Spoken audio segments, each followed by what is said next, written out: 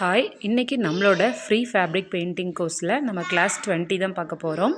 அது என்னென்னா ஒரு பிளாக் பேக்ரவுண்ட் வந்து எடுத்து வச்சுருக்கோம். இப்போ அதில் வந்து நம்ம ஒரு ஒயிட்டில் வந்து பெயிண்ட் பண்ண போகிறோம். அதுவும் வந்து பார்த்திங்கன்னா ஒரு ஹனுமான் பிக்சர் எடுத்து நான் ட்ரேஸ் பண்ணி வச்சுருக்கேன்.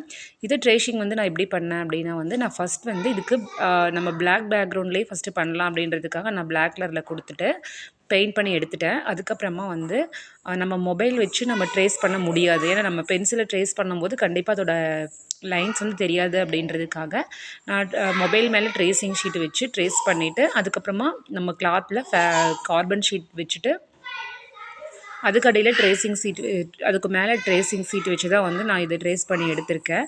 இந்த மெத்தட் வந்து நம்ம ஆல்ரெடி ட்ரேசிங் கிளாஸில் வந்து நம்ம பார்த்துருப்போம். பார்க்காதவங்க அதை பார்த்துட்டு அதுக்கப்புறமா ட்ரை பண்ணுங்கள். அதுக்கப்புறமா இதுக்கு பெயிண்ட் பண்ணுறதுக்காக ஒரு ஒயிட் கலர் பெயிண்ட் எடுத்திருக்கேன். நான் நம்ம 0 சைஸ் ப்ரஷ் வந்து நீங்கள் எடுத்துக்கோங்க. நான் வந்து இதில் 2 சைஸ் ப்ரஷ் வந்து எடுத்திருக்கேன். எடுத்துகிட்டு நம்ம இதுக்கு வந்து இப்போது நம்ம ட்ரேஸ் பண்ணியிருக்கிறது மேலே வந்து நம்ம லைன்ஸ் போட போகிறோம். இப்போ நான் கைக்கு வந்து ஏன் இந்த மாதிரி ஃபுல்லாக ஒயிட்டாக அடிச்சிட்டேன் அப்படிங்கிறத வந்து நான் லாஸ்ட்டில் எக்ஸ்பிளைன் பண்ணுறேன். மற்ற எல்லாத்துக்குமே வந்து நம்ம ஒயிட்டில் தான் வந்து லைன்ஸ் போட போகிறோம்.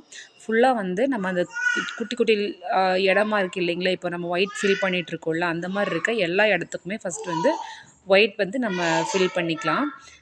இது ஆக்சுவலி எப்படின்னா வந்து நம்ம நார்மலாக ஒயிட் கிளாத்தில் பெயிண்ட் பண்ணுறோம், ஒரு ஒயிட் பேப்பரில் பெயிண்ட் பண்ணுறோம் அப்படிங்கும்போது ஃபஸ்ட் வந்து நம்ம பிளாக் வந்து எந்தெந்த இடத்துக்கு வரும் அப்படின்னு சொல்லிட்டு நம்ம ஒரு அவுட்லைன் மாதிரி போட்டுட்டு அதுக்கப்புறம் ஃபுல்லாக வந்து பிளாக் ஷேட் வந்து கொடுப்போம்.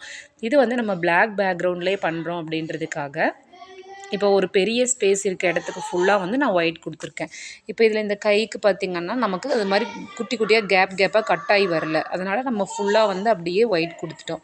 ஸோ அதே போல் இப்போ அந்த கதை அவர் வச்சுருக்காருல பார்த்திங்களா, அந்த கதைக்கும் வந்து நம்ம ஃபுல்லாகவே வந்து நம்ம ஒயிட் கொடுத்துக்கிறோம். அதுக்கப்புறமா அதில் வந்து எல்லாம் ஸ்ப்ளிட் பண்ணிக்கிறோம். நம்ம அது எப்படி பண்ணுறது அப்படிங்கிறத வந்து நான் லாஸ்ட்டில் அட்டாச் பண்ணியிருக்கேன். இந்த மாதிரி ஒர்க் வந்து நம்ம எங்கே யூஸ் பண்ணலாம் அப்படின்னு பார்த்திங்கன்னா, இப்போ ஒரு சின்ன பசங்களோட ஷர்ட்டுக்கு இல்லை பெரியவங்களோட ஷர்ட்டுக்கு அந்த மாதிரி கூட நம்ம போட்டுக்கலாம். ஷர்ட்டில் அழகாக அப்படியே பிரிண்ட் பண்ண மாதிரி எடுத்துக்கலாம். இல்லை உங்களுக்கு ப்ளவுஸில் வேணும் அப்படின்னா கூட நீங்கள் அதை அப்படியே நம்ம ட்ரா பண்ணி நம்ம பெயிண்ட் பண்ணிக்கலாம். ரொம்ப அழகாக யூனிக்காக இருக்கும்.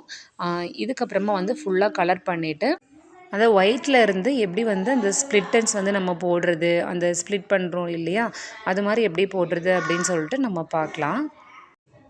நம்ம ஒயிட்லேயே நம்ம ட்ரா பண்ணி பழகிட்டோம் அப்படிங்கும்போது வந்து நமக்கு இது ஃபஸ்ட் டைம் பண்ணுறது அப்படிங்கிறது வந்து கொஞ்சம் புரியாத மாதிரி இருக்கும். நம்மளே ட்ராயிங் பண்ணிவிட்டு இந்த ஒயிட் வந்து நம்ம எப்படி கொடுக்கணும் அப்படின்னு சொல்லிட்டு கொஞ்சம் கன்ஃபியூஷன் ஆகும். ஸோ அதனால் வந்து நம்ம இப்போ வந்து நான் அந்த கதைக்கு பார்த்திங்கன்னா வந்து இதில் பார்த்திங்கன்னா நம்ம ஸ்ப்ளிட் பண்ண மாதிரி நம்ம வரைஞ்சிருக்கோம். இதுலேயே வந்து அதில் ஒரு பார்ட்டும் வந்து நம்ம ஒயிட்டில் கொடுக்கணும் அப்படிங்கும்போது நமக்கு கொஞ்சம் கஷ்டமாக தான் இருக்கும். இப்போ அந்த கதையிலே பாருங்கள், தனியாக ஒரு ஒயிட் தனித்தனியாக அந்த ஒயிட் கொடுக்குறோம் அப்படிங்கும்போது நமக்கு கொஞ்சம் கஷ்டமாக இருக்கும். ஸோ அதனால் இந்த பெரிய ஏரியாவுக்கு நம்ம ஃபுல்லாக ஒயிட்டில் கொடுத்துட்டு அதுக்கப்புறமா வந்து நம்ம அந்த கட்டிங்ஸ் வந்து போட்டிருக்கோம். அது எப்படி போடுறது அப்படிங்கிறது தான் வந்து இப்போ நம்ம பார்க்கலாம். இப்போ ஃபஸ்ட்டு அந்த பெரிய ஏரியாவுக்கு வந்து நம்ம ஒயிட் கொடுக்குறோன்னு சொன்னோம் இல்லையா, அதனால் அது மாதிரி வந்து நம்ம வந்து ஒயிட் கொடுத்து எடுத்துக்கிறோம். இப்போ நான் வந்து அந்த கதை மாதிரி போட்டிருக்கோம் இல்லையா, ஸோ அந்த மாதிரி எப்படி போடுறதுன்னு காண்பிக்கிறதுக்காக அந்த ஒரு பால் ஷேப்பில் வந்து பெயிண்ட் பண்ணியிருக்கேன். அதுக்கப்புறம் பார்த்திங்கன்னா இந்த கை ஷேப் வந்து எப்படி போட்டோம் அப்படிங்கிறதுக்காக இப்போ இந்த சிம்பிள் வந்து நான் ட்ரா பண்ணியிருக்கேன்.